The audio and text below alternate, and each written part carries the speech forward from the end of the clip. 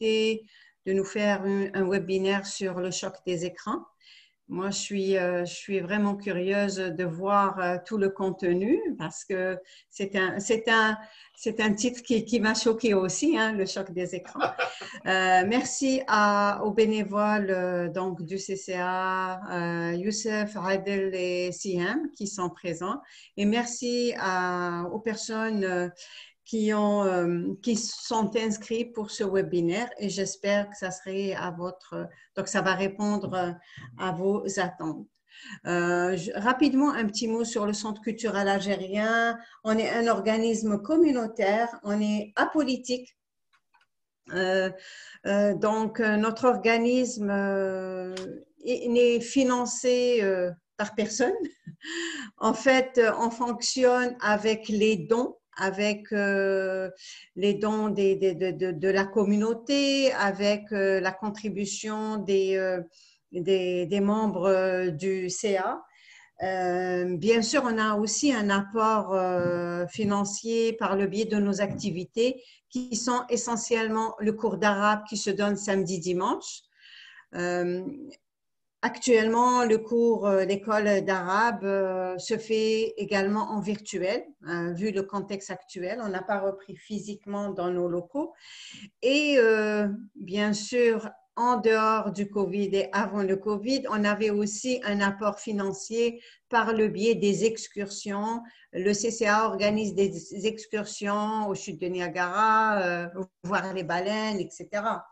Mais avec le Covid, hein, vous voyez que le contexte a beaucoup changé. Et donc, cette année, on n'a pas eu d'activité à l'extérieur.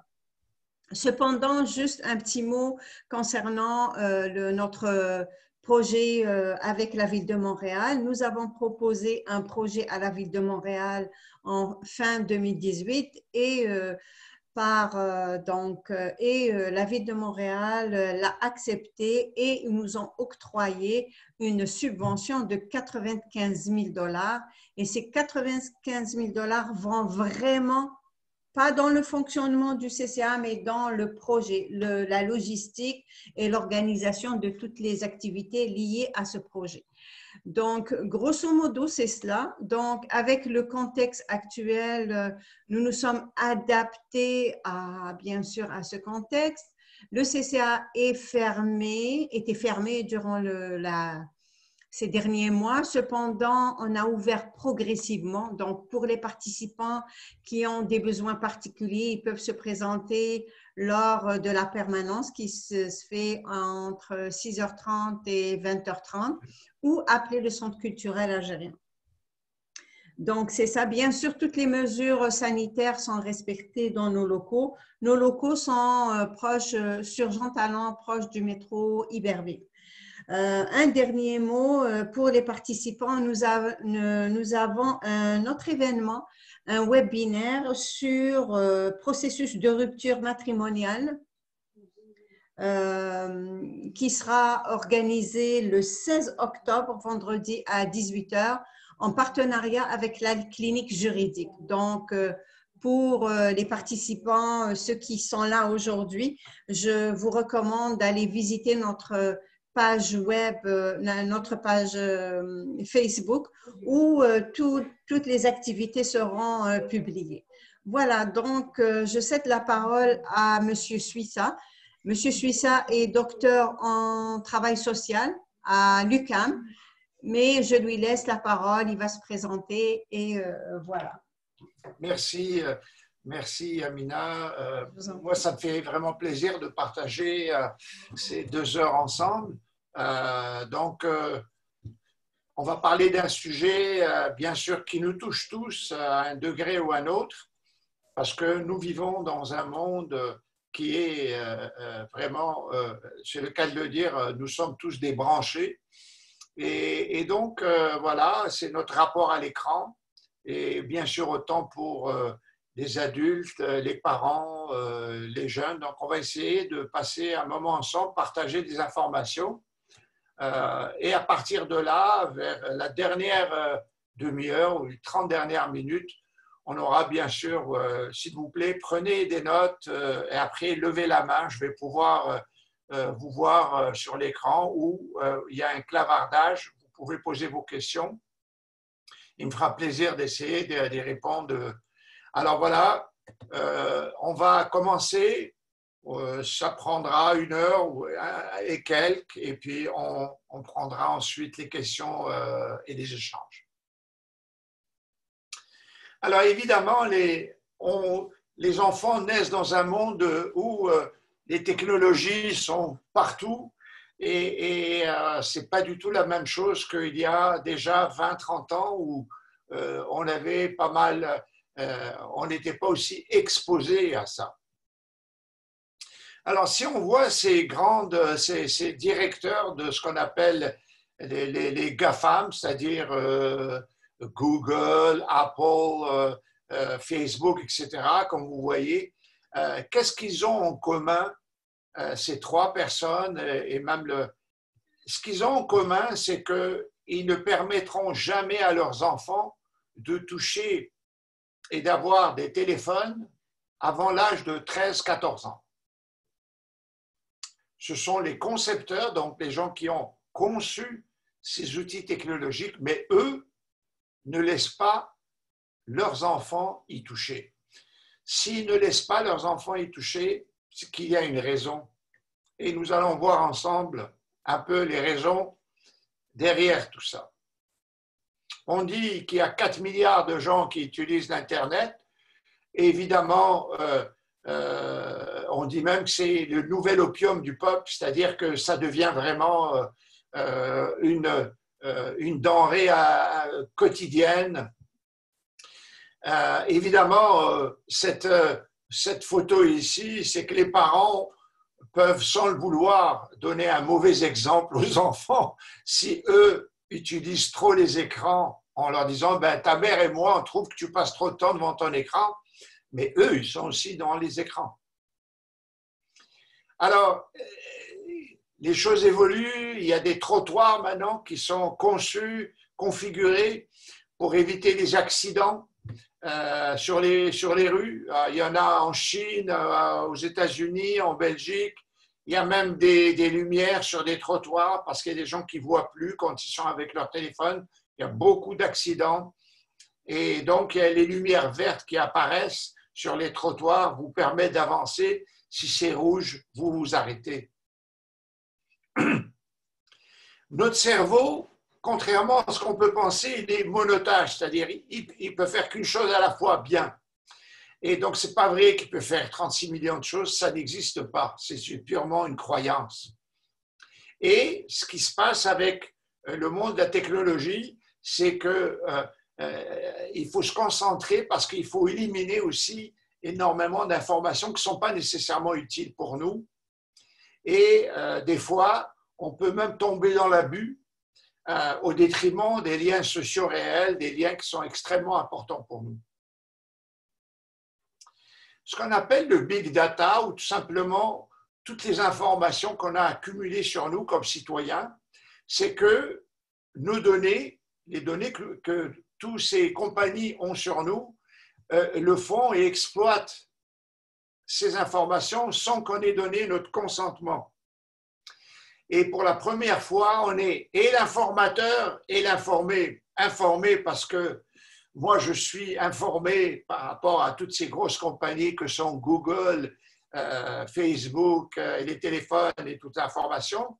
Mais ce qui se passe, c'est qu'on utilise ces informations pas seulement pour ramasser de l'information, c'est aussi pour mieux les façonner et pour mieux identifier les comportements à venir. Alors, qu'est-ce qui se passe en fait derrière nos écrans? C'est que c'est des designs, des modèles prévus pour prédire des gestes futurs. On appelle ça un design persuasif parce qu'il y en a qui disent que c'est carrément de la manipulation. Alors, dès qu'on clique, on est déjà dans le système. Dès qu'on clique, quand on clique des cookies ou quand on clique pour nous dire est-ce que vous acceptez, eux, l'objectif pour eux, c'est la croissance. Ils veulent augmenter le bassin de la population, les informations qu'on a sur nous, mais au-delà de ça, les informations par-dessus tout, même notre environnement. Et ce qu'on veut savoir, c'est aussi nos émotions, ça va jusque-là, les comportements, et bien sûr, ils embauchent des personnes qui sont tous des experts dans la psychologie, les mathématiques, tout ce qui est algorithme, etc. Il faut toujours se poser la question, si on ne paye pas, c'est que nous sommes le produit. Ces compagnies-là nous utilisent comme étant le produit principal. Les informations, c'est comme j'ai dit, c'est le pétrole du 21e siècle. Ces compagnies-là n'ont pas de service de prévention des dépendances à l'intérieur de leur organisation et l'objectif, c'est de garder le plus possible devant les écrans. Alors, par exemple, on peut savoir si on est seul, si on est vulnérable, si on est déprimé, etc. On le sait. Évidemment, les fameux algorithmes, donc toutes ces probabilités technologiques, mathématiques, etc., ce n'est pas neutre parce que l'info, elle est toujours contrôlée. Et évidemment, par exemple, quand vous touchez sur Google, tout de suite, on sait si vous êtes en Espagne, vous cliquez sur Google, vous n'allez pas du tout avoir les mêmes informations que si vous êtes en Arizona. La publicité va être plus ciblée. Ce qui nous amène à parler finalement de ce qui nous importe le plus, c'est-à-dire nous, les êtres humains, par rapport à ce qu'on appelle cette logique des écrans. Dans le livre, comme vous voyez, côté gauche de la diapositive, on voit des enfants qui lisent. Et évidemment, dans le livre, il y a une narration, c'est-à-dire il y a un moment, un avant, un pendant et après. Puis on raconte une histoire. Sur la diapositive à droite, cette photo, je l'ai prise l'année dernière. J'étais dans un autobus à Lisbonne, au Portugal, et on a pris l'autobus. Il y avait cette dame qui est montée avec son bébé, tout petit, comme vous voyez.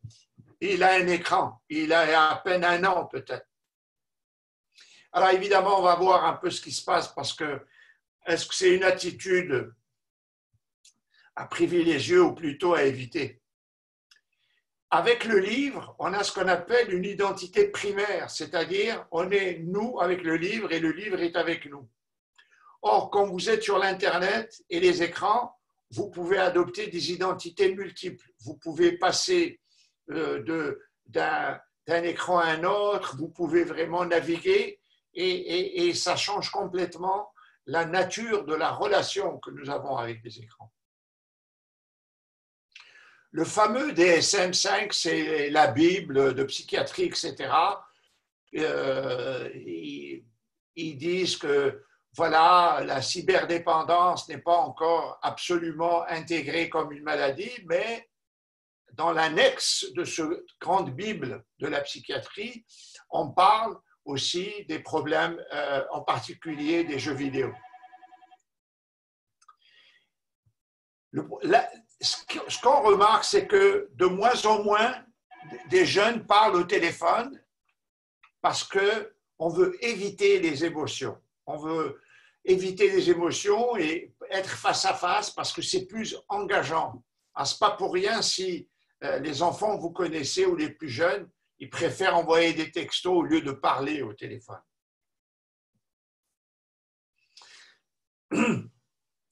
Plus on est exposé aux écrans, le plus il y a des problèmes de santé mentale. Et ça, c'est une recherche canadienne qui a été faite en 2019. Donc, Madame Fitzpatrick, que je connais.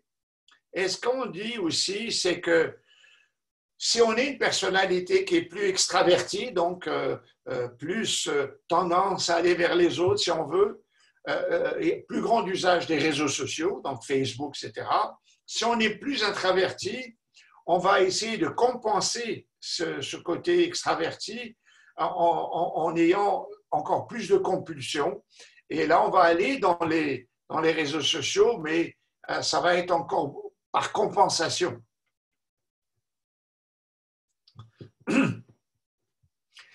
Taïwan, qui est un pays, si jamais on vous voit avec votre enfant et qu'il il est exposé à des écrans, eux, ils ont une amende qui peut aller jusqu'à 1 500 € si votre enfant est exposé aux écrans très jeune. Ce que la recherche nous montre, de 8 à 12 ans, donc la moyenne, c'est près de 5 heures d'exposition aux écrans, et ça va jusqu'à 7 heures pour 13 à 18 ans. Ça, c'est ce qui se passe au Canada. Il y a un gros neuropsychologue qui a écrit un très beau livre et il nous rapporte tout simplement, il dit, moins l'enfant est exposé, mieux que le cerveau, il est en meilleure santé. Alors, par exemple, si les enfants abusent comme 7 heures au Canada et d'autres, ce qu'il dit, lui, c'est que ça retire à peu près 2500 heures d'interaction avec les parents. C'est pas rien, là. C'est comme une année entière où on peut être en interaction avec nos propres parents et on ne l'a pas. Le moins qu'on a de lecture, le moins qu'on lit, et c'est ce qui se passe malheureusement, plus on a des déficits de langage, problèmes aussi de vocabulaire, de syntaxe et aussi concentration. Certaines recherches montrent aussi qu'il y a un lien entre le temps d'exposition aux écrans et ce qu'on appelle le déficit d'attention. Effectivement, le temps consacré aux écrans a triplé en 10 ans au détriment des contacts entre les proches.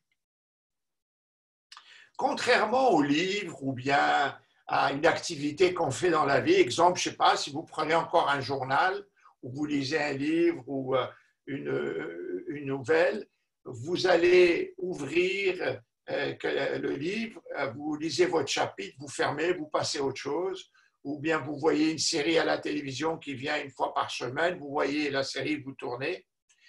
Ben, avec les écrans, il n'y a pas de temps d'arrêt.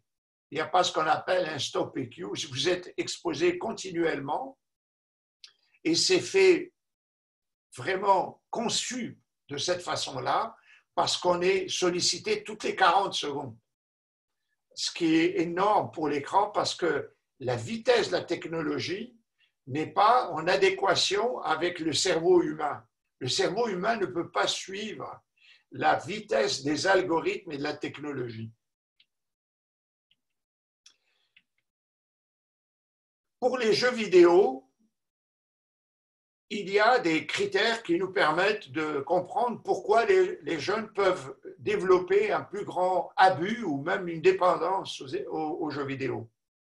Premièrement, il n'y a pas de fin, c'est l'infinitude, c'est disponible 24 heures sur 24. C'est toujours gratifiant de jouer, il faut juste investir du temps. Il y a le caractère extraordinaire des jeux, de plus en plus sophistiqués, des belles couleurs, des mises en scène incroyables. L'importance de la communauté, dans le sens où on vous offre d'appartenir à un groupe.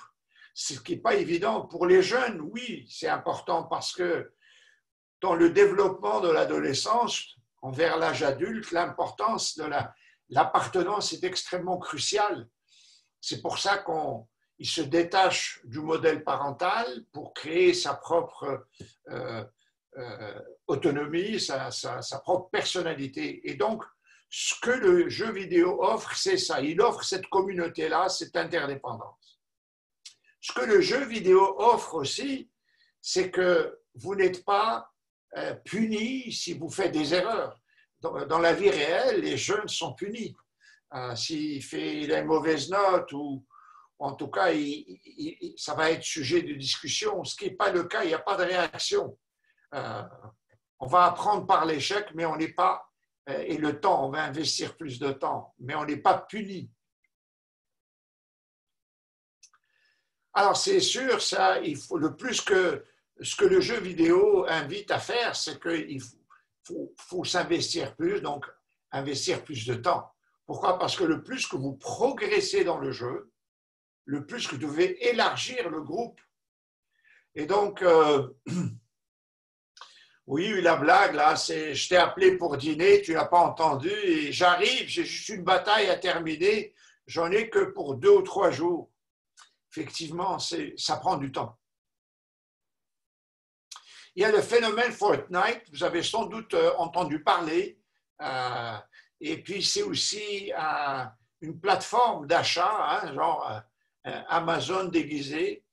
Ça a rapporté plus de 3 milliards de dollars en 2018, avec des récompenses aussi, où on donne quelques millions de dollars à des jeunes de 16 ans. Ça, voyez-vous, ils peuvent acheter ça, le Fortnite, mais en même temps, ce qui est extraordinaire, c'est qu'ils augmentent ce qu'on appelle la désirabilité sociale. Et Fortnite, comme d'autres jeux vidéo, il utilise la neuropsychologie avec 2 objectifs très précis. D'abord, les intéresser au jeu. Il faut qu'il y ait un contact où l'intérêt est là continuellement. Et les retenir donc dans l'écran, ce qu'on appelle pour eux la fidélisation, c'est-à-dire ils veulent que vous soyez fidèle au jeu que vous avez adopté, et surtout au personnage ou l'avatar avec lequel vous vous identifiez le plus dans le jeu. Et en fait, ce qu'on nous démontre, parce que le gros des problèmes avec les cyberdépendances, c'est avec les jeux vidéo. Il y en a aussi avec les réseaux sociaux, mais plus avec les jeux vidéo, parce que c'est pensé, conçu pour que vous vous investissiez au niveau des émotions. Le plus que vous investissez au niveau des émotions par rapport au personnage que vous choisissez, le plus de problèmes vous avez. Et ce que l'industrie fait, c'est qu'elle va essayer de s'assurer de rapprocher les émotions du joueur au personnage.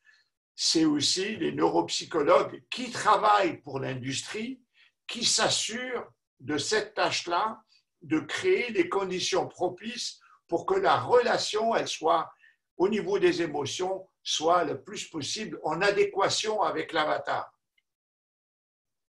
Évidemment, la personnalité peut se fractionner. Des fois, on ne sait pas si on est dans la réalité ou la fiction. Une dame américaine qui s'appelle Elizabeth Woolley a fondé, comme le modèle des alcooliques anonymes, elle a fondé une organisation qui s'appelle Olganon.org parce que malheureusement, elle a une tragédie, elle a perdu son fils aux jeux vidéo. Mais il y a aussi des Québécois ici. Le grand entrepreneur Talifer a perdu son fils et il y en a d'autres, malheureusement. Il y a beaucoup plus de décès qu'on le pense. Donc, elle a fondé cette organisation pour donner la parole aux parents et que surtout faire de la prévention. Qu'est-ce qui se passe vraiment au niveau du cerveau? Une grande chercheure à Montréal, à l'hôpital Douglas, elle a travaillé sur l'hippocampe, donc une partie du cerveau qui est quand même extrêmement importante au niveau de tout l'équilibre neurochimique, mais aussi de tout ce qui gère l'homéostasie, cet équilibre physique et mental. Et ce qu'on remarque pour les personnes qui jouent énormément aux jeux vidéo, il risque d'y avoir une atrophie, c'est-à-dire vraiment une saisie comme ça, un gel de cette fonction de l'hippocampe. Et le système limbique, qui lui est beaucoup plus rattaché aux émotions. Et ce qu'on remarque, c'est qu'il risque d'y avoir plus de dépression, de troubles mentaux et également de mémoire.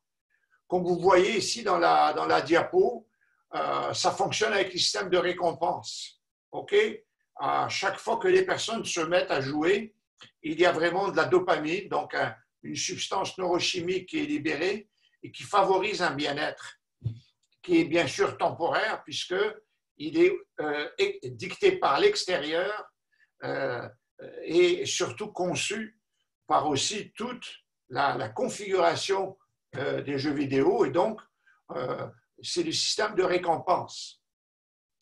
La fameuse désirabilité sociale, c'est que par exemple ce jeu vidéo, il offre ce que j'appelle la tribu, mais des grands modèles comme des joueurs de basketball ou de rappers, etc., vont être des porte-paroles de Fortnite. Donc c'est une façon une plus grande acceptation. Je me suis aussi intéressé voir qu'est-ce que disent les joueurs qui ont développé une dépendance et qui ont réussi à arrêter, qu'est-ce qu'ils pensent aujourd'hui.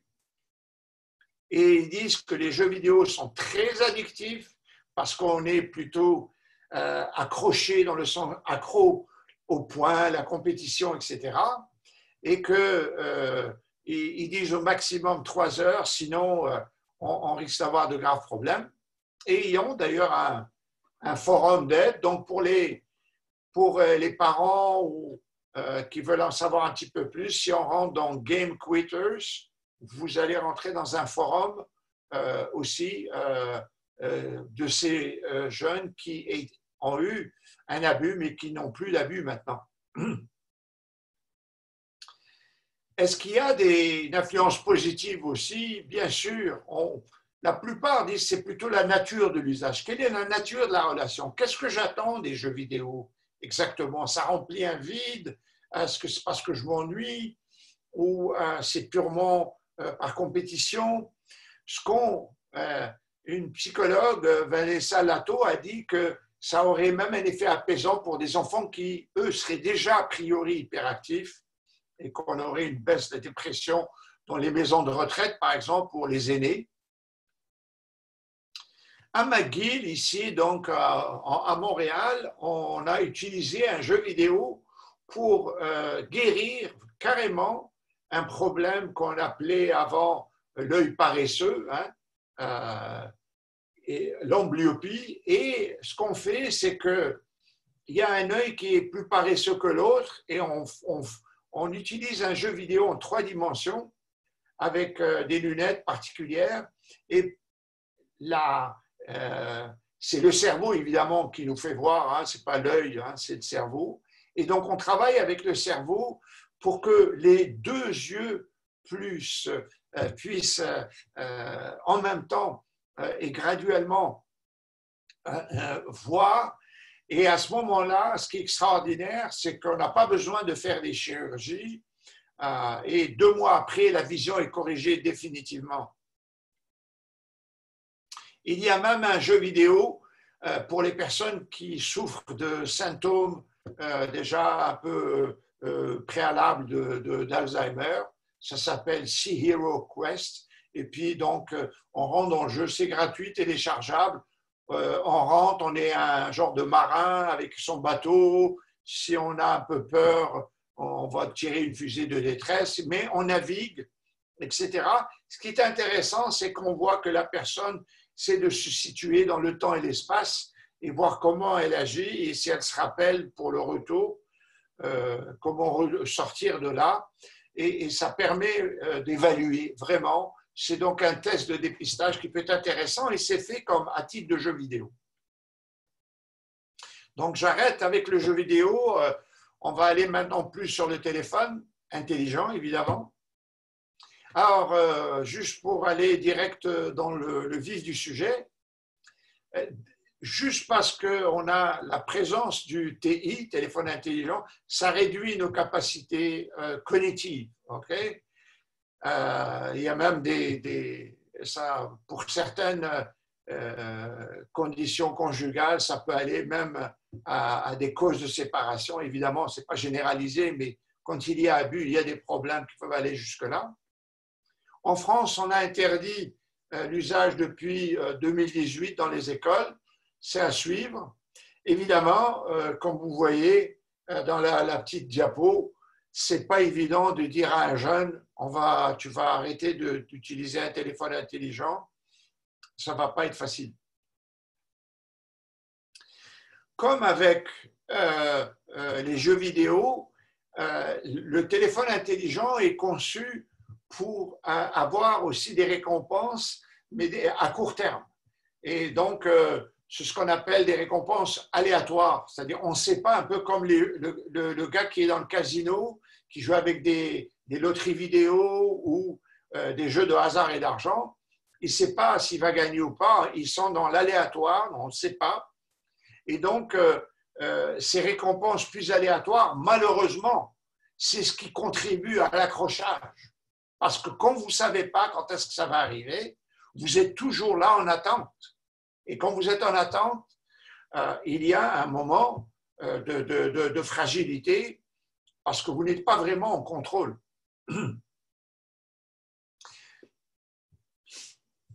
Il y a des symptômes physiques, on peut aller avec des troubles du sommeil, la perte du goût d'apprendre. Si on remarque le jeune est de plus en plus isolé, on participe moins au rituel de la famille, au sport, au loisir.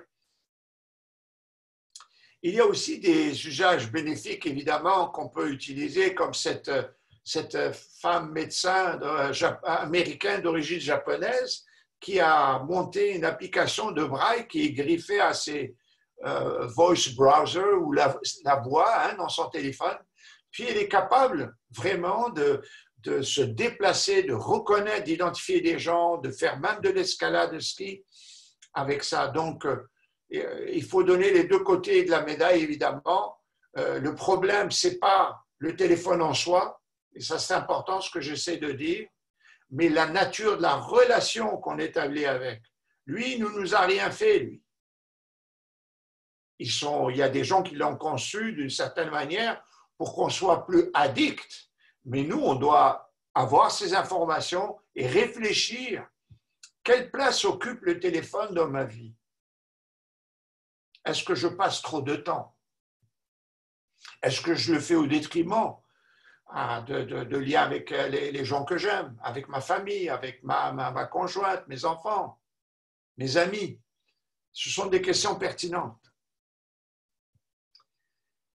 Des recherches montrent que 20% des étudiants déclarent être dépendants du téléphone intelligent et 67%, donc 2 jeunes sur 3, ont peur de ne pas être avec leur téléphone intelligent. C'est ce qu'on appelle de la nomophobie, c'est-à-dire une certaine anxiété de savoir qu'on ne sera pas avec nos téléphones.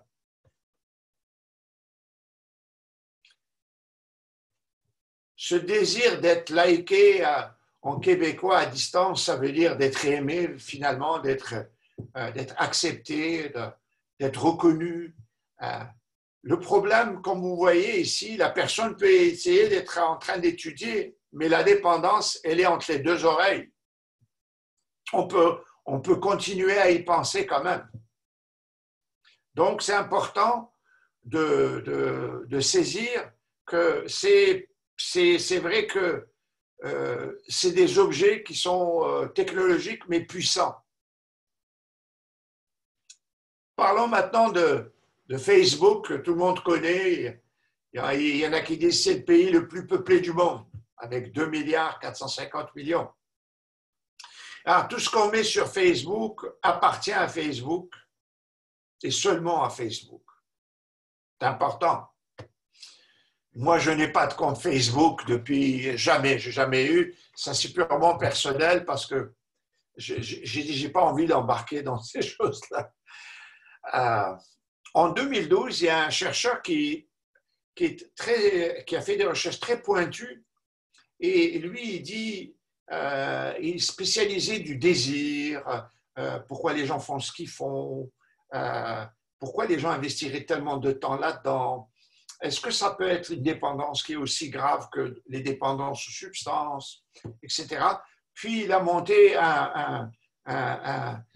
un test qui s'appelle Facebook Addiction Disorder, donc finalement le désordre de dépendance Facebook, et qui est très, très sérieux parce qu'effectivement, lui, il dit que c'est bien pire que certains drogues qu'on appelle des substances psychotropes. Pourquoi? Parce que c'est gratuit, parce que c'est anonyme, parce que vous pouvez rester longtemps branché sans que personne, qu'il n'y ait aucune réaction sociale dans l'environnement, puisque vous êtes devant un écran. Alors que si vous voulez obtenir de l'alcool, vous devez aller l'acheter dehors. Si vous ne pouvez pas boire de l'alcool dehors comme ça, ou prendre des injections, etc., il y a toujours une réaction dans l'environnement, ce qui n'est pas le cas. Avec ça, il dit que c'est très pervers parce qu'on peut beaucoup plus développer des dépendances de cette façon. Alors, plus on utilise Facebook, plus il devient une extension de soi-même. C'est-à-dire, je répète, si on utilise de plus en plus, c'est ça qui se passe. C'est-à-dire qu'on se voit soi-même branché à toutes sortes de conditions, de liens. Et une devise très très simple, c'est que le plus qu'on est branché, le plus seul qu'on est. Et bien sûr, le plus seul qu'on est, plus l'humeur tend à être négative. Regardez l'anxiété qui est générée par malheureusement la pandémie, où on est cloîtré, etc. Ce n'est pas évident de garder le contact face à face, qui est extrêmement important pour l'équilibre psychique des individus. Et ce n'est pas pour rien qu'en Angleterre, on a un ministère depuis 2 ans qui s'appelle le ministère de la solitude, parce qu'on a découvert que près de 15%, soit à peu près 6 millions de British, d'Anglais, aînés, n'ont pas reçu de visite, n'ont vu personne pendant 1 mois et demi. Et c'est très grave parce qu'il y a un prix à payer pour ça. Quand les gens ne voient personne, il n'y a personne qui les caresse, il n'y a personne qui les prenne dans les bras. Quand on est avec quelqu'un, physiquement, il y a nos 5 sens qui sont en action.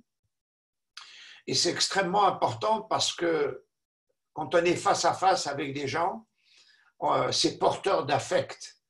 Il y a des émotions, il y a des sentiments, il y a la présence, il y a notre cerveau qui nous dit merci beaucoup. Toutes ces choses-là sont extrêmement importantes pour garder notre équilibre. Ah, ça a l'air de rien, mais chaque fois que vous cliquez dans le fameux cookie, là, vous dites, si vous dites j'aime ou j'aime pas, le fameux up ou down, ça précise de quel groupe d'âge on est, si on est de quelle orientation sexuelle, certains traits de personnalité. Oui, ça a l'air fou, mais c'est exactement ça ce qui se passe. Alors, les fameux data dont j'ai parlé au début de la présentation, c'est quelque chose d'extrêmement fort et très puissant parce qu'ils savent tout.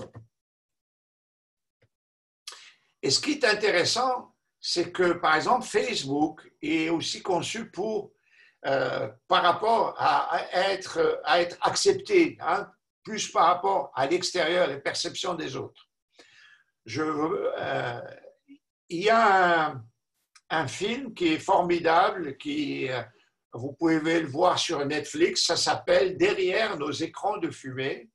Et puisqu'on est aux États-Unis, malheureusement, quand les gens développent des abus, là je fais attention, les abus, ça ne veut pas dire un usage. Un usage, ça peut être un usage modéré, mais un usage abusif, c'est un abus. Ça occupe trop de place dans mon style de vie au détriment des sources d'intérêt multiples que nous avons. Il y a beaucoup plus d'automutilation et de tentatives de suicide chez les jeunes qui est en parallèle, c'est-à-dire qui est corroboré, qui va dans la même lignée que la courbe d'usage dans les réseaux sociaux.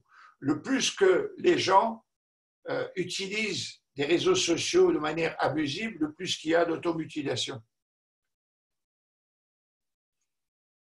J'ai entendu dernièrement cette phrase, la tétine numérique, là, c'est comme une tétine pour bébé face à la solitude des enfants. Facebook, ça devient ça. Facebook, par exemple, dans des pays comme la Birmanie, quand vous achetez un téléphone, Facebook est déjà dans votre téléphone. Donc, les gens en Birmanie, ils ne font que Facebook. Et donc, tous leurs liens, c'est Facebook. Et c'est une façon de contrôler ces populations aussi, quelque part. Bien sûr, en leur vendant toutes sortes de produits, hein, rien n'est gratuit. Et puis, évidemment, il y a toutes sortes de dérives possibles, hein, des messages de complot, on vous dit de ne pas voter, des choses antidémocratiques, des choses qui se passent dans des pays comme le Brésil ou la Russie, ça pose des questions, en tout cas, sur les finalités de Facebook. Le problème pour ce qu'on appelle les croyances erronées, c'est-à-dire que le plus qu'on utilise ces réseaux sociaux, le plus qu'on croit qu'on est devant une personne face à face. Or, c'est totalement erroné. C'est comme les joueurs qui ont développé un problème avec les jeux de hasard et d'argent dans les casinos, etc. Ils ont des croyances erronées. Ils pensent que si vous mettez un gant blanc, vous allez avoir tel chiffre, ou si vous mettez votre date de naissance, et des superstitions selon les cultures. Les Asiatiques, par exemple, vont miser beaucoup plus sur la vie que le chiffre de la mort, qui est le 4. Ils ne vont jamais miser ça. Donc, il y a toutes sortes de... C'est des croyances erronées, ça ne veut rien dire, tout simplement. Mais c'est des gens qui y croient et qui agissent donc, dans le sens des comportements ainsi. Alors, il y en a un gars qui a écrit un bouquin, il a appelé ça, c'est le junk food de la socialisation. C'est l'équivalent de calories qui sont vides, sont peut-être délicieuses, mais elles ne sont pas très nutritives. Il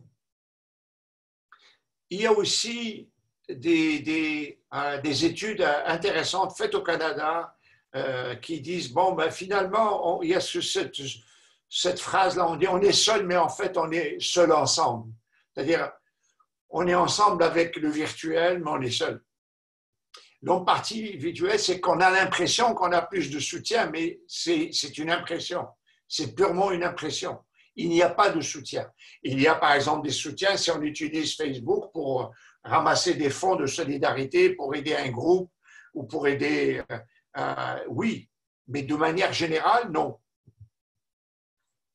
Contrairement à ce qu'on pense, en tout cas jusqu'à l'année dernière, il y a 95% des ados qui sont sur Facebook.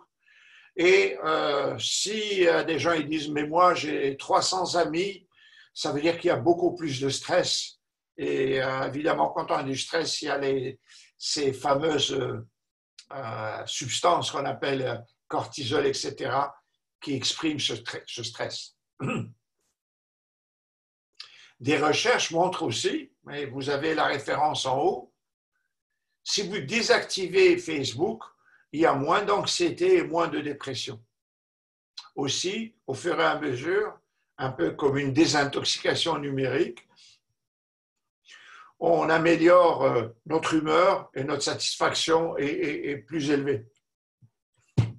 Venons au cœur du sujet, là. Qu'est-ce que ça veut dire être cyberdépendant? Ça a commencé avec un psychiatre déjà il y a 25 ans, qui s'appelait Goldberg, suivi d'un Kimberly Young, une psychologue qui est toujours là à l'Université de Toronto. Ma propre définition, la plus simple possible, c'est une utilisation abusive des moyens de communication offerts par Internet, etc., au détriment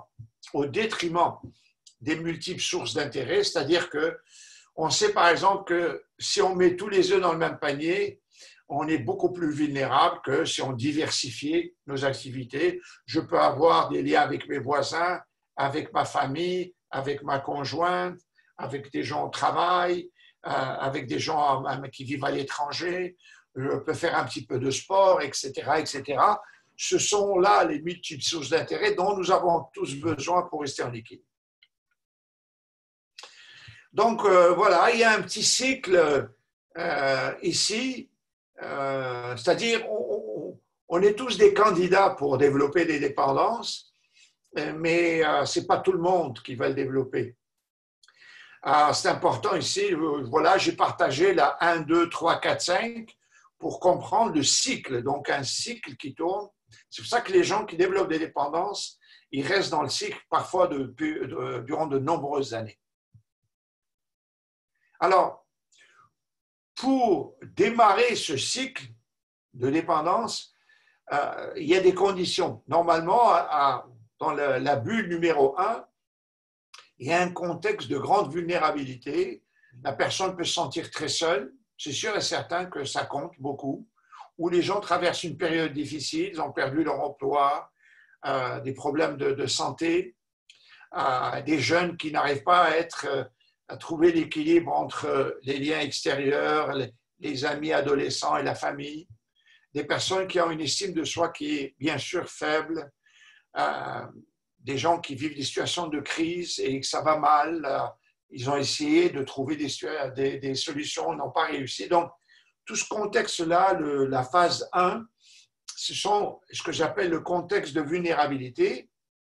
Et ces gens-là, à cette phase-là, les émotions, c'est très difficile de passer à travers ces émotions négatives, l'estime de soi qui est faible.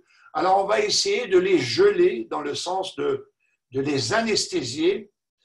Et alors, on va à la phase 2 et les gens s'intoxiquent avec les substances, avec les jeux en ligne, avec Facebook, avec le gambling, pour geler ces émotions négatives qu'on n'arrive pas à gérer. Je rappelle que ce cycle, c'est pour les personnes qui ont développé la dépendance. En d'autres mots, le cycle que vous voyez devant vous, tous les gens qui ont développé toutes les dépendances, toutes catégories confondues, passent par là. Alors, j'ai écrit, par exemple, des choses sur le gambling, mais aussi même sur la dépendance à la chirurgie esthétique, par exemple, ou la dépendance amoureuse, la dépendance au groupe, les sectes, ils passent tous par là. Je ne me sens pas bien, je vais aller quelque chose qui est extérieur à moi et je vais essayer d'anesthésier la douleur qui est trop grande à la phase 1. Donc, je vais à la phase 2, je passe à l'acte, je prends mes substances, je prends mon écran, je prends mon jeu vidéo, je retourne devant les écrans et à la phase 3, je retrouve un sentiment de bien-être qui est bien sûr artificiel parce qu'il est extérieur à moi. Ce n'est pas moi qui ai décidé, j'ai été le chercher dans l'environnement, ce n'est pas moi qui ai décidé, j'ai pris ce qu'il y avait dans l'environnement. Alors, si c'est les écrans, je vais aller chercher l'écran et c'est un sentiment de bien-être qui est temporaire aussi. Ça remplit le vide des motifs de la bulle 1, des émotions. Et puis voilà, mais on ne s'attaque pas aux origines du problème. Ce n'est que des symptômes. Évidemment, après la phase 3, il y a le lendemain de la veille.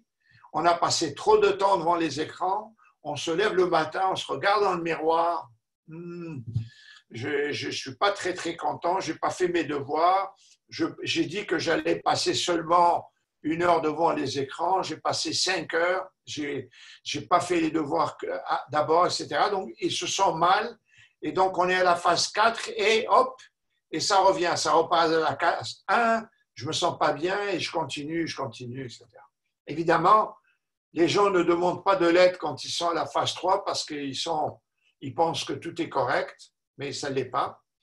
Et donc, c'est au moment 4 où les gens ne vont pas bien qui demandent de l'aide ou qui demandent un conseil pour pouvoir sortir un peu de ceci qui est malheureusement assez douloureux.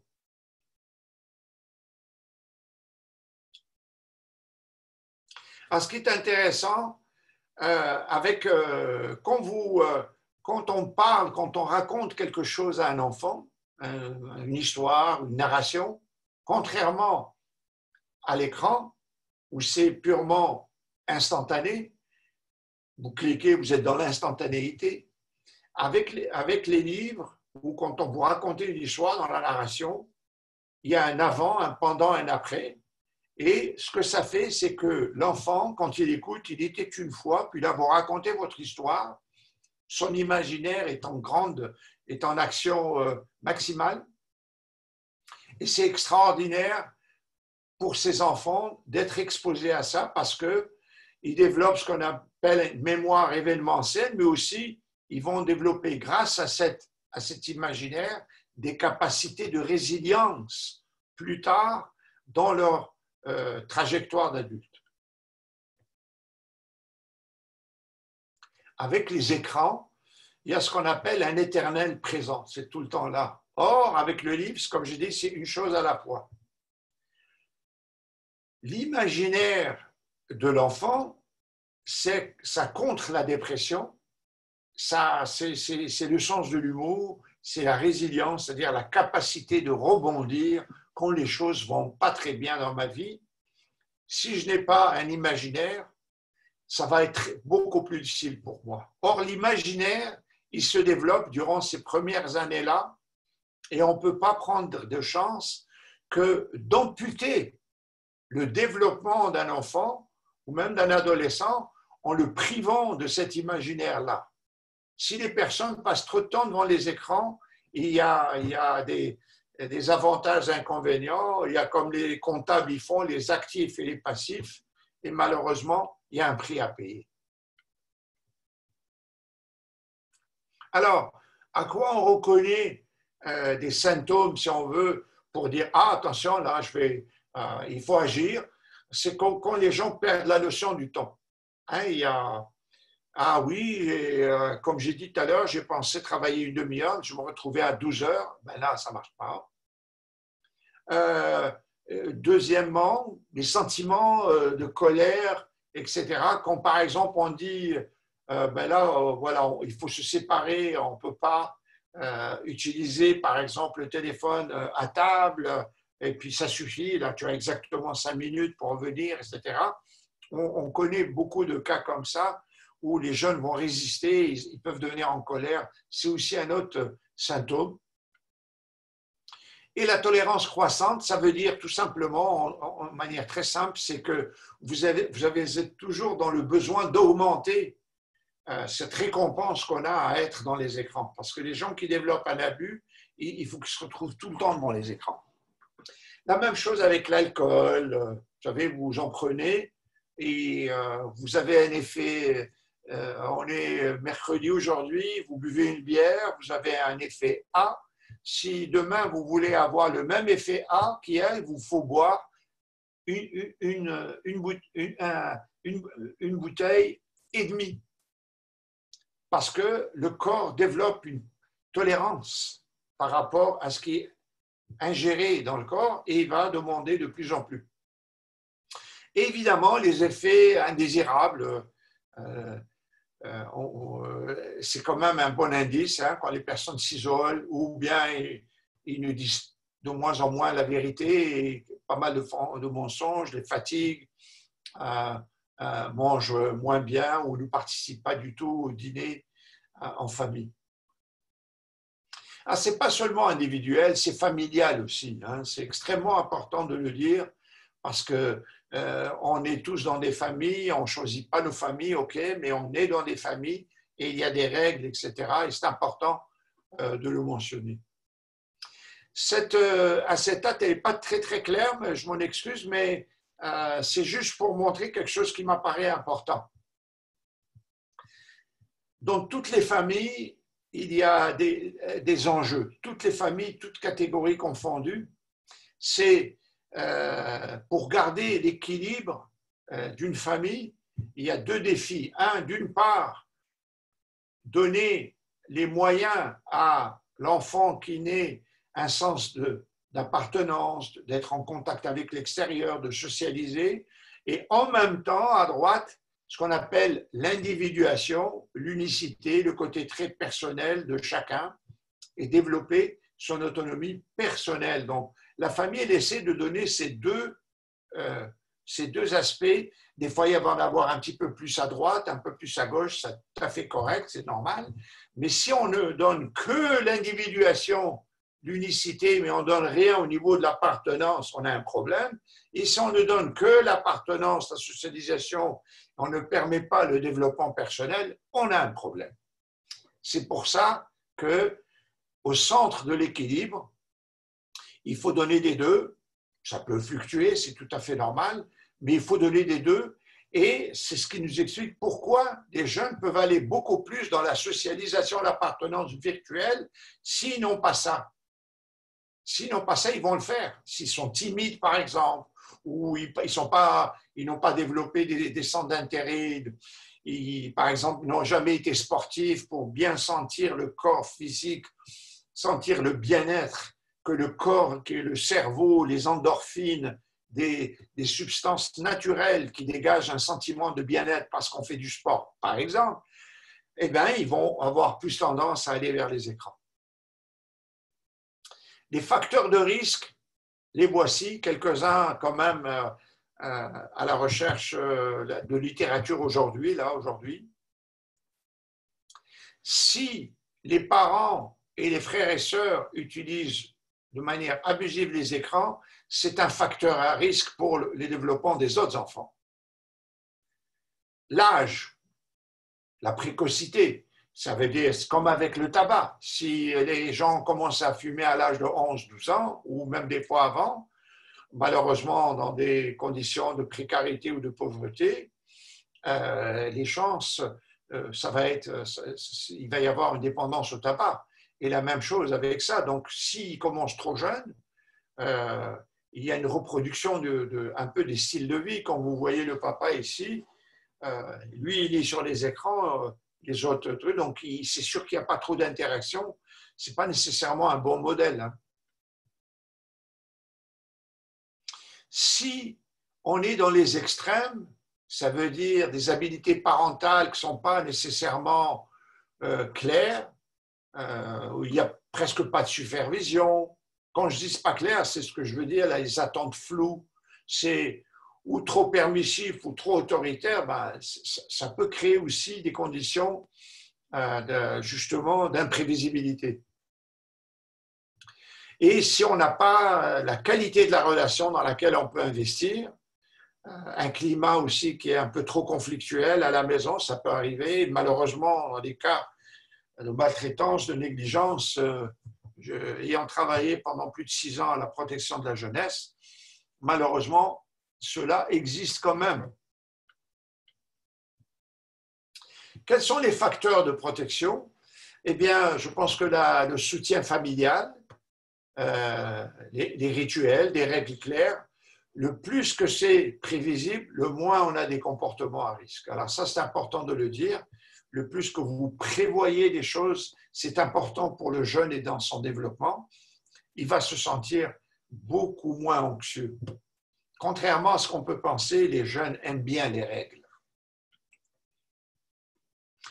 Les liens étroits, faire des choses ensemble, le laisser parler des émotions de manière spontanée, lui dire « et puis comment tu as aimé ça? Est-ce que tu referais encore la même activité? Et tes amis, parle-moi un peu plus. » Donc, il faut entrer dans ce que j'appelle le monde. Plutôt que de dire « non, non, tu ne peux pas faire ça », plutôt d'abord initier et rentrer dans le monde. Parle-moi un peu de ce que tu aimes. Parle-moi un peu de la musique que tu écoutes. Si tu étais à ma place comme papa ou comme maman, qu'est-ce que tu aimerais savoir de plus? Et puis c'est juste pour ouvrir des dialogues. C'est extrêmement important d'ouvrir les portes du dialogue. Et c'est vrai qu'il faut manger ensemble pour l'avenir des enfants parce que les enfants, ils grandissent et dans le plus qu'il y a les rituels, le plus qu'il y a de la prévention dans les familles. C'est clairement prouvé à tous les niveaux. Quand vous, par exemple, faites la recherche sur les toxicomanies ou les problèmes de santé mentale, quand il y a des rituels installés dans la famille, ça devient des espaces de prévention. Par exemple, ici c'est pour donner un exemple, parle-moi un peu de ton avatar. L'avatar, on se comprend, c'est le personnage qui a été choisi par le jeune dans son jeu vidéo, par exemple. Quelles sont les qualités que tu lui trouves? C'est bien parce que ça permet de rentrer dans son monde à lui, pas le mien, mais moi de comprendre un petit peu plus ce que lui vit.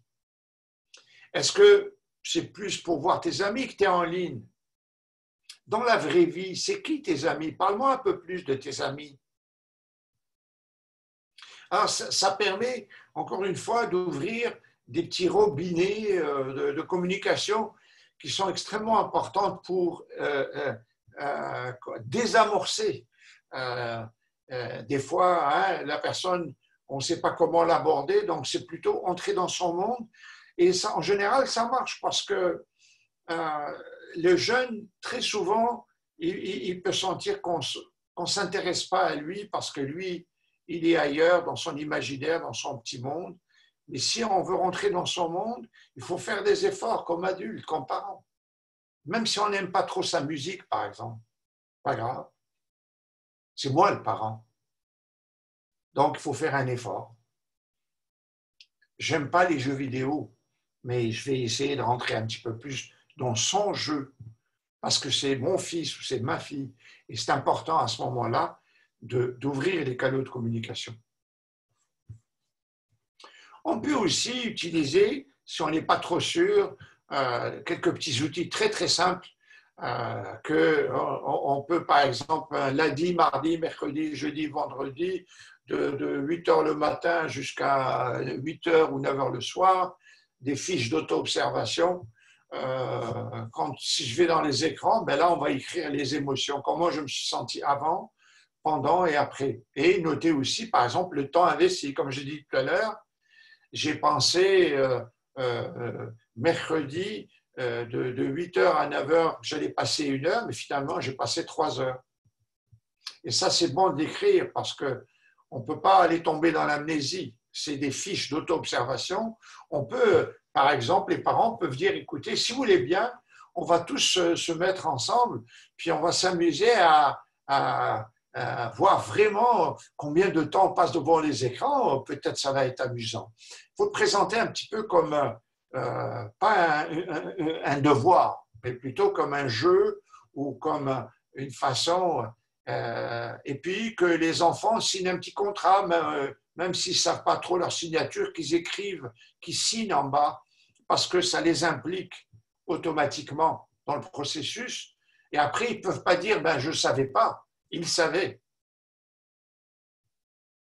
Donc, c'est intéressant dans le sens où, à ce moment-là, on évalue les avantages, les inconvénients. Comme vous voyez ici, quand les gens y rentrent, si on peut mettre une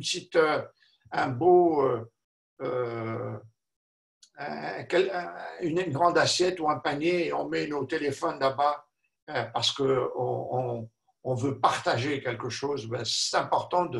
C'est des petits détails, mais qui deviennent très importants. Ici, vous voyez, c'est des collègues à moi, ils ont monté un programme de prévention. Hein. Ça s'appelle Pose ton écran, pause, P-A-U-S-E, hein, dans le sens de pause. Donc, vous voyez, pose-ton-écran.com. Et puis, voilà, ce qu'on dit, c'est moins de temps d'écran, plus de contenu. Et c'est vrai, parce que très souvent, les jeunes ne sont pas au courant de ce que j'essaie de partager avec vous ce soir. Les adultes, pas nécessairement non plus. Il y a ici aussi des vidéos sur la prévention aussi. Vous pouvez rentrer ces adresses-là et c'est assez intéressant. Il y en a aussi au Québec. Il y a des études qui sont faites, mais qu'on appelle JOMO, ça veut dire Joy of Missing Out, ce qui veut dire la joie de ne plus être aussi dépendant de ces outils-là. Ce qu'on remarque, que le lien face à face, c'est-à-dire quand on se rend compte, malheureusement avec la pandémie pas mal moins, c'est que c'est vital pour notre longévité, pour notre espérance de vie. Ce n'est pas pour rien qu'on met les gens en prison, en isolement social. Pourquoi? Parce qu'un esprit qui est cloîtré, qui est dans le sens où on n'est qu'avec l'écran, c'est anti-santé. Les gens peuvent mourir de ça. Et il y a eu des morts de ça. Il y a un autre film qui s'appelle Web Junkie, si vous arrivez de le voir, Web Junkie. Vous pouvez aller le voir aussi sur Netflix, c'est assez intéressant. Mais des études très claires ici, le cerveau, notre propre cerveau nous remercie tous les jours d'avoir de vrais liens. Évidemment, de vrais liens, bon, par exemple, avec la pandémie, ce n'est pas une solitude qui est choisie, c'est une solitude qui est imposée. Donc, c'est sûr que c'est stressant, c'est sûr que ça nous demande beaucoup d'efforts. Mais on fait quand même, on dit, donc il faut dire nos émotions et dire aux gens qu'on aime combien c'est important pour eux de nous entendre leur dire qu'on les aime et vice-versa aussi combien ils sont importants pour nous. Et donc le cerveau, il agit dans le face-à-face. Si dans les écrans, il n'y a pas tout cet affect-là, l'essence ne fonctionne pas. J'ai mis en place à travers le Québec, dans des régions éloignées aussi, des semaines sans écran. On peut s'amuser, par exemple, de dire dans une maison, OK, on va faire un défi 48 heures sans écran, et celui qui ne passe pas, celui qui réussit, etc., ben, il va avoir, je ne sais pas, sa crème glacée préférée ou autre chose, je ne sais pas, on peut décider à ce moment-là des prix. Ce qui est intéressant, c'est juste ça, c'est-à-dire que pendant ces 2 jours, ce qui est important, c'est les échanges qu'il va y avoir et comment les gens se sentent, pas que ce qu'ils pensent, ce qu'ils sentent, c'est différent. On veut aller chercher les émotions des enfants, on veut aller chercher les émotions des personnes qui vivent ces relations-là. Donc, c'est ça qui est intéressant avec le Joy of Missing Out, c'est qu'on va chercher ce que j'appelle l'introspection, tout le fait qu'on se penche sur nos propres émotions.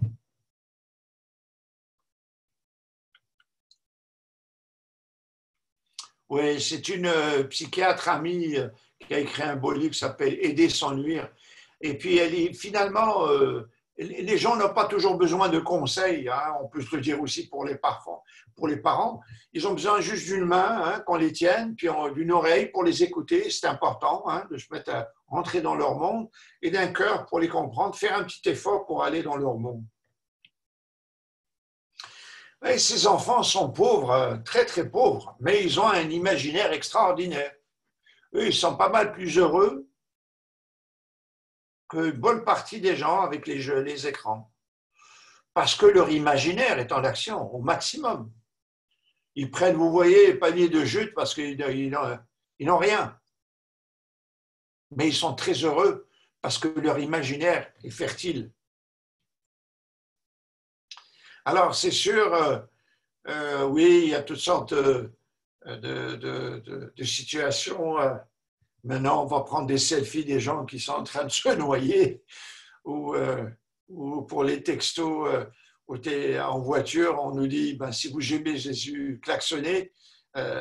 Si vous voulez le rencontrer, ben, continuez à texter encore, vous allez rencontrer Jésus. Einstein, quand même, dans les années 50, il a dit la chose suivante. Il dit, je crains le jour où la technologie dépasse ou dépassera nos échanges humains. Le monde aura alors une génération d'idiots. Et c'est vrai qu'on gagne plus en amplifiant les compétences et les qualités d'un individu qu'en s'acharnant à faire disparaître ses défauts. Si on est dans cette vision-là de vouloir absolument la quadrature du cercle et dire arrête de faire ci, arrête de faire ça, ça ne marchera pas nécessairement. C'est en disant à la personne combien elle est importante pour nous et combien elle nous importe. Et donc, en posant des questions plus, d'ouvrir ce que j'ai appelé des robinets de communication, en rentrant dans le monde, parle-moi un peu de tes amis, ah oui, qu'est-ce que tu aimes dans ce personnage, etc. Qu'on va aller chercher finalement les émotions des gens qui nous sont proches. Et puis voilà, et donc moi je m'arrête là pour le moment pour bien sûr prendre des questions et échanger ensemble avec ça. Merci. Oups. Voilà. Allô? Salut. OK, parce que je pense... Ah, OK. Je comprends pourquoi je ne me vois pas. Donc, dans le fond, Yamina ou Adel, je ne sais pas si vous voulez dire quelque chose, mais les gens qui veulent poser des questions, c'est assez simple. Juste lever la main, puis... Moi, je vois pas les personnes. Il y a des écrans rouges. C'est gentil, Aminal, mais on voit des applaudissements. Merci. Mais voilà, donc vous êtes les bienvenus, on peut échanger là-dessus. C'est ça. Ça pourrait être agréable aussi. Donc, soyez confortables. Je vous invite à y aller. Voilà. Parfait. Là, OK. Donc, j'ai toute la liste devant moi. Les Excellent. gens, les gens qui veulent poser des questions, c'est assez simple. Soit écrire dans le chat box, soit lever la main, soit juste laissez-nous savoir pour poser vos questions. Puis, comme on dit, il n'y a pas de questions niaiseuses. Oui, oui, exactement. Toutes les questions sont bonnes. OK. Donc, je pense qu'Yamina, elle a une question. S'il vous plaît, allez-y, Amina. Vas-y, Yamina. Ben merci, mais peut-être je laisserai les participants poser des questions. Ensuite, je vous la poserai parce que sinon, Pour l'instant, tu peux y il n'y a aller, Yamina. personne. Il n'y a OK. personne. Ben, tout d'abord, merci, Monsieur Suissa. Ce fut fort intéressant. Sauf que ma question, c'est, on sait que c'est néfaste pour les enfants, pour les adolescents, pour la relation de couple, pour les adultes, etc. On sait tout ça. Les chercheurs travaillent là-dessus. Maintenant, qu'est-ce qu'on fait? Est-ce qu'il y a moyen d'arrêter tout ça? Parce que ce que j'ai compris et ce que vous avez dit, il y a un business derrière tout ça, mais Exact. allons-nous laisser tout ça tout en regardant la dérive de nos enfants, de nos adolescents, de la nouvelle génération, je dirais? Écoutez, une bonne question. Moi, je dirais on peut agir à deux niveaux. Premièrement, il faut s'approprier les connaissances pour savoir de quoi on parle. Ça, c'est un premier niveau que les parents, comme citoyens et citoyennes, s'approprier des informations comme celles qu'on fait, que vous avez initiées ce soir. Ça, c'est important. Deux, pourquoi? Parce que ça met vraiment en lumière les enjeux de société, hein, parce que la finalité première de ces grosses compagnies que sont Google, Apple, Facebook et Microsoft, la finalité, c'est de faire de l'argent. C'est aussi simple que ça, mais comme j'ai dit, s'il n'y a pas de, nous sommes le produit. Donc c'est important de réaliser ça, de savoir dans quel monde on vit. Et ça, c'est un premier niveau. Deuxième niveau, c'est rentrer voir ce qui se passe avec toutes ces références que j'ai pu donner et aller le plus loin possible pour pouvoir l'adapter à ma condition dans mon couple, dans ma famille, avec mes enfants, etc. Et tout simplement prendre connaissance de ça parce que c'est des gros enjeux. Hein. Par exemple, au niveau sociétal, on peut dire mais pourquoi ces gens ils payent même pas d'impôts, presque pas, alors que nous, vous et moi, on paye des milliers de dollars d'impôts et eux ils payent presque rien, alors qu'eux ils prennent des milliards de dollars sur notre dos. C'est très légitime tout ça. C'est pour ça que j'ai écrit le livre. Donc, il y a une réflexion aussi derrière tout ça, c'est que on responsabilise la famille, on responsabilise les parents. Exact. Sauf que si eux-mêmes sont fragilisés, sont vulnérables, comment voulez-vous qu'ils soient aptes à assimiler toutes ces connaissances, aider leurs enfants? Oui. Il faut... Voyez-vous, donc c'est comme on est dans la philosophie de la diminution des méfaits. On légalise telle substance, on n'interdit pas, mais on fait toutes des actions pour la réduction des méfaits. J'ai l'impression que c'est la même chose. Oui, et je pense que ces choses-là ne vont pas disparaître demain. C'est ça. Les écrans, moi aussi, j'avais écrit des choses pour le cannabis à l'époque et je disais que il y avait des centaines de milliers de Canadiens qui avaient des dossiers criminels parce qu'ils avaient fumé un joint de cannabis. Donc, ce n'était pas une très, très bonne idée parce que ça allait à l'encontre des informations que les gens doivent avoir. Puis aussi, on responsabilise les gens. Donc, le mot clé dans votre question, c'est la responsabilisation. Et je suis d'accord avec ça parce que, de toute façon, ce qui est important, par exemple, il peut y avoir un animateur ou une animatrice chez vous qui rassemble des parents qui veulent parler de ça de manière plus personnelle, plus concrète, quand les conditions d'être face à face sont là pour pouvoir partager les préoccupations. Et il y a toutes sortes d'exercices, des jeux de rôle et des choses qu'on peut faire avec les parents pour qu'on n'a pas besoin d'être un intellectuel ni un universitaire. On peut juste prendre les informations qui sont les plus proches de mes préoccupations par rapport à ma réalité et petit à petit, on va se mettre au même niveau et partager ces informations et faire des exercices de rôle que pour les parents puissent s'approprier la façon d'en parler. Et chaque famille va s'approprier ça à sa façon. Et c'est important parce qu'on ne vit pas tous les mêmes conditions.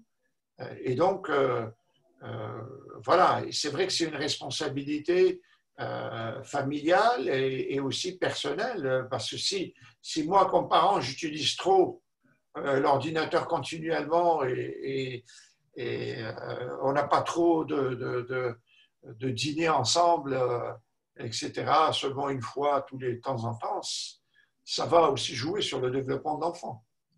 Très bien, ben, merci. Monsieur Suissa. Ben, j'invite tout le monde à poser leurs questions, soit oralement, soit sur le clavier. Merci Yamina. Merci Yamina. Donc, on a Hassan qui veut faire un commentaire, poser une question. Donc, Hassan, je vais t'ouvrir le micro un instant. Hassan, voilà. Ask to unmute. C'est juste répondre à la question que je viens de vous envoyer, puis ouvrez votre... Voilà. C'est bon. Salam alaikum. Bonsoir tout le monde. Bonsoir. Bonsoir, monsieur Suissa. Merci beaucoup de la présentation, fort intéressante pour les parents. Merci. Mais moi, j'ai posé une question. Je ne vous vois pas, moi. Hein. Ah, ok. Je ne sais pas, je pense que c'est le modérateur qui... Oui, cliquez sur votre...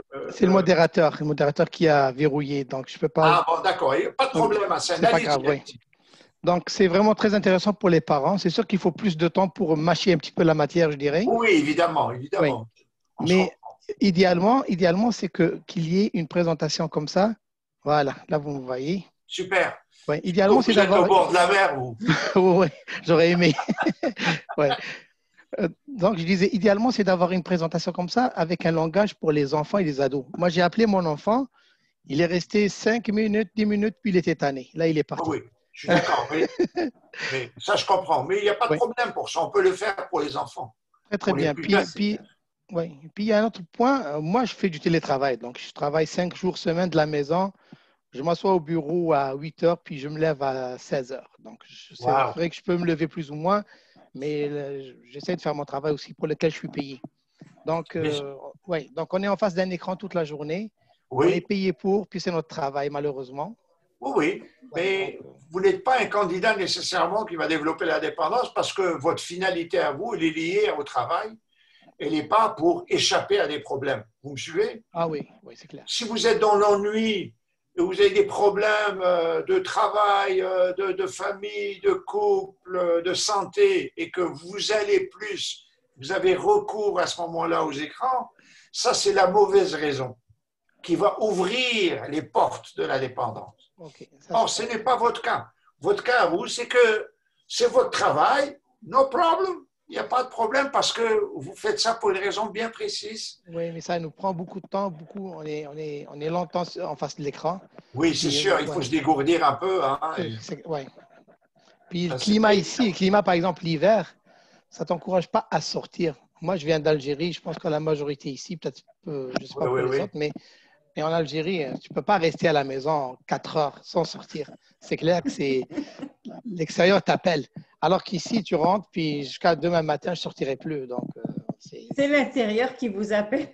Oui, tout simplement. Savez, il n'y a pas d'extérieur. Je n'ai pas de conseils très sur mesure à vous dire, mais ce que je peux dire, c'est que même si vous faites partie de la tendance lourde, hein, les gens en télétravail, ça va être de plus en plus ça. La crise qui existe aujourd'hui n'a fait que propulser encore plus. Mais je peux dire que même si on est devant les écrans, même s'il fait froid, c'est important de sortir, prendre de l'air frais pareil. Je suis d'accord. Et revenir. Et revenir, évidemment, mais ça a l'air fou, mais c'est important. C'est important parce que c'est pas avoir ce sentiment qu'on est tout le temps, entre guillemets, cloîtré. C'est aussi, vous faites d'abord pour votre travail, pour gagner votre vie par passion, j'imagine, pour vos enfants et la famille, etc. Et donc, vous avez une finalité qui est celle de construction, avec les raisons et les motifs qui vous mettent devant les écrans n'ont rien à voir avec les personnes qui vont développer des dépendances, comme j'ai essayé de le faire avec le cycle. Parce que oui, ceux qui développent la dépendance, ils le font parce qu'ils veulent échapper à des problèmes. C'est différent. C'est assez clair. Merci beaucoup de toute façon. Puis en espérant avoir une autre présentation pour les plus jeunes, je dirais, avec un langage qui… Ouais. Il faut aussi, c'est sûr et certain, je peux vous le dire tout de suite, j'ai déjà fait ça dans les écoles, pas avec ça, avec les drogues en général, parce que j'ai monté des programmes de prévention dans les écoles primaires et secondaires, mais ça va dépendre de la tranche d'âge. On ne peut pas parler à des gens de 14 ans ou 15 ans comme on parle des enfants de 9-10 ans. Ce n'est plus du tout le même langage et ils ne vivent pas les mêmes réalités. Donc, si on fait un petit groupe des gens de 15-16 ans et on dit on va monter un petit truc ciblé avec eux, pas de problème. Ou un autre groupe. Mais à ce moment-là, il faut être honnête et dire que ça va être meilleur si c'est plus ciblé. Oui, je suis d'accord avec vous. Okay. Merci beaucoup de toute façon. Merci beaucoup et bonne soirée. Merci. Merci à vous, Hassan aussi. Je ne sais pas, Manel, si vous voulez, juste parce qu'elle a comme un commentaire par rapport à cette conversation, je vais juste vous ouvrir le micro, puis allez-y, vous pouvez intervenir. Je vous en prie. Donc, Manel, il faut juste cliquer sur oui et vous pouvez parler. Bonsoir. Bonsoir. Ah, ok, pardon, je pensais que c'était une madame. Donc, non, excusez-moi. Allez-y, monsieur, allez-y. C'est un faux avatar. Ok, il n'y a pas de problème, allez-y. Donc, c'est juste pour, dans la continuité de la question de monsieur le président, donc c'est lorsqu'on est au télétravail, donc toute la journée devant nos écrans, donc est-ce qu'on ne donne pas un mauvais exemple pour nos enfants? Donc, comment leur expliquer donc, le fait qu'on est tout le temps allé aux écrans, mais on leur demande de ne pas… Très bonne. C'est ça, donc de ne pas commander, de jouer avec des cellulaires et des téléphones. Donc ça. Oui, oui. C'est sûr et certain que je ne sais pas si vous, dans votre travail, si vous avez aménagé un bureau avec une porte fermée, avec les meilleures conditions possibles de lumière et d'aération et tout, parce que ça, c'est très important pour que vous sépariez dans l'espace le côté travail du côté des liens avec la famille. C'est deux choses très importantes. Ça, c'est un. Deux, si vous êtes trop exposé avec c'est-à-dire les liens que vous avez avec les enfants, ils ne doivent pas être entremêlés avec le travail. Ça peut nuire ou ça crée une certaine ambiguïté potentielle pour le jeune, parce qu'il dit, écoute, tu es tout le temps sur l'écran, effectivement, il a raison dans son point de vue. Mais si vous le séparez des écrans de la vie, par exemple, et vous voulez plutôt avoir des contacts différents sur ce qu'il a fait durant la journée, ou s'il y a une petite activité sportive, ou ses amis, ou qu'est-ce qu'il pense comment il se sent par rapport à des personnages qu'il aime plus dans les écrans, etc., vous allez faire ce que j'ai essayé de suggérer, de rentrer dans son monde et à ce moment-là, établir des communications à partir de son point de vue à lui. Lui, il va embarquer avec vous à partir du moment où vous vous intéressez à son monde et vice-versa. Mais c'est vrai que si vous exposez votre portable, ordinateur, je veux dire, continuellement dans la maison, ça peut être un problème. Je ne sais pas si ça a répondu aux questions, Manel. Allô? Oui, merci.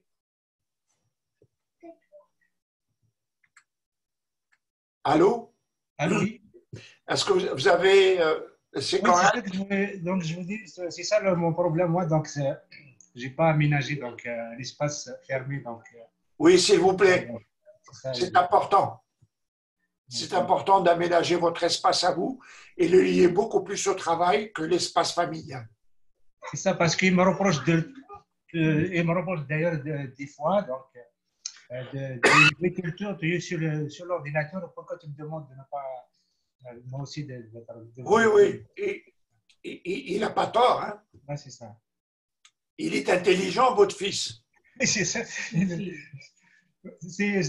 une fille justement de 6 ans, mais Oui, il l'a oui. remarqué, donc c'est sûr qu'il a raison. Donc, oui, ça veut dire que aussi il prend sa place. C'est ça que ça veut dire. Ouais, c'est ça.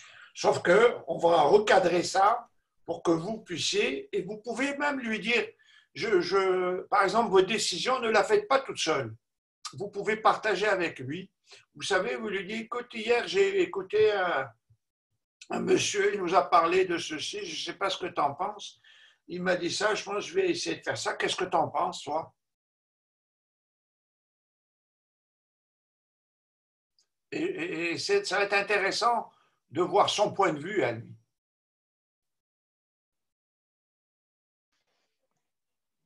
Parfait. Est-ce qu'il y a d'autres questions? Donc, est-ce qu'il y a quelqu'un qui veut poser une question? Sinon, je donne la parole à Yamina. Parfait. Oui, Yamina, la parole est à toi. Oui, moi, je voulais juste peut-être, en rajoutant peut-être une réponse pour monsieur qui vient de dire, oui, on passe beaucoup de temps devant l'écran parce que je travaille, mais les enfants ne comprennent pas ça. Est-ce qu'on peut prendre plus de temps peut-être de parler à nos enfants et leur dire, écoutez, moi, demain, je travaille, je commence à 9 heures, comme si on allait au travail. Je commence ma journée à 8h30, 9h jusqu'à 16h. Oui. Mais après 16h, il faut que papa ou maman socialisent et prennent le temps de discuter avec leurs enfants en leur disant « j'ai fini ma journée de travail, maintenant est-ce qu'on va aller s'amuser? Est-ce qu'on va faire quelque chose ensemble? » Oui, absolument. Maintenant, pourquoi je dis ça? Parce que je ne vais pas généraliser, mais quand on finit de travailler, on va aller voir sur notre page Facebook qu'est-ce qui se dit, on va lire nos messages. Moi-même, je le fais, bon, mais mes enfants sont grands, mais on le fait, on a tendance à le faire, mais comme se départir entre le travail, je prends le temps de discuter à mes enfants et de leur dire, voilà, j'ai fini mon travail, maintenant, je suis là pour toi. Donc, c'est juste leur parler. Les enfants vont comprendre, hein, c'est pas juste… oui, ils comprennent. C'est des personnes à part entière, donc ils vont comprendre ce qu'on va leur dire. Donc, c'est un petit peu ça que je voulais rajouter.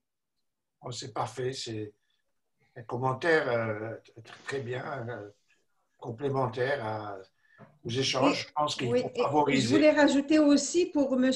Hassan qui a proposé des ateliers, je vais discuter avec M. Suissa. On va rester en contact pour voir comment on pourrait… organiser un autre webinaire, soit pour les adolescents, soit en tous les cas, on va voir quand on prendra le temps. Il y a aussi, je me rappelle avoir parlé à votre stagiaire de l'époque. Oui. Et elle voulait au début qu'on parle plus des drogues et tout ça. Je lui dis, il n'y a pas de problème. On peut parler de ça aussi. Ça peut toucher les adolescents, par exemple. Très bien. Donc, j'invite les participants juste à suivre nos événements sur la page Facebook, même si on ne Oui. va pas être longtemps sur Facebook, mais il faut y aller de temps à autre. Oui, Et moi, notre j'ai site pas web, Facebook, voilà. mais c'est une décision que j'ai prise depuis très longtemps, depuis le début. Je savais où ça allait, puis ça ne m'intéressait pas. Mais c'est aucun reproche pour les personnes. Ma femme a Facebook, mais pas moi, c'est tout. Très bien. Merci bien. Ben voilà, écoutez, on va se souhaiter une bonne fin de soirée. Et puis, je vous remercie aussi, Youssef, pour toute l'assistance technique. Et je trouve que c'est une belle initiative d'avoir pris, même si on n'est pas, on est quand même une douzaine de personnes. Et je trouvais ça intéressant pour moi de partager ça avec vous et d'écouter vos préoccupations. Merci. Merci, M. Suissa. Peut-être une affaire que je viens de me rappeler comme là. Vous alliez parler de votre livre tantôt, puis l'occasion ne s'est pas bien présentée. Fait que vous pouvez en parler. Oui, voilà, le livre, voilà, ça s'appelle « Sommes-nous trop branchés ?» Presse universitaire du Québec. Donc, j'ai passé 3 ans là-dessus. Pour ramasser toutes les informations sur ce sujet particulier, la cyberdépendance. Je travaille aussi avec des chercheurs de la santé publique, tout ça, en prévention et tout. Mais j'ai aussi écrit des articles qui peuvent être accessibles aussi. Voyez-vous, il y a aussi un site web et les gens peuvent rentrer voir et s'il y a des articles ou des sujets qui peuvent être d'un intérêt, ben ça me fera plaisir d'y répondre. Et donc, je vais trouver avec Madame Taimi une façon, en tout cas, de faire parvenir des informations supplémentaires qui peuvent intéresser des gens dans la communauté. Ça me fera absolument plaisir de le faire. Mais avec le site web, je pense que ça donne un bon aperçu de ce que je fais et en même temps, ben, ça décrit un peu tous les choses que je fais aussi un peu partout, ici en Europe aussi, un peu partout. Merci beaucoup. Donc, Yamina, je ne sais pas si tu veux un mot, Oui, mot de fin. Oui, s'il vous plaît. Peut-être la caméra aussi pour que les gens me connaissent. Juste un instant. Ah oui, hein, quand même. Bon, allez. Ben, merci. Tout d'abord, merci M. Suissa pour cette belle conférence. Ce fut super intéressant. Merci pour toutes les personnes qui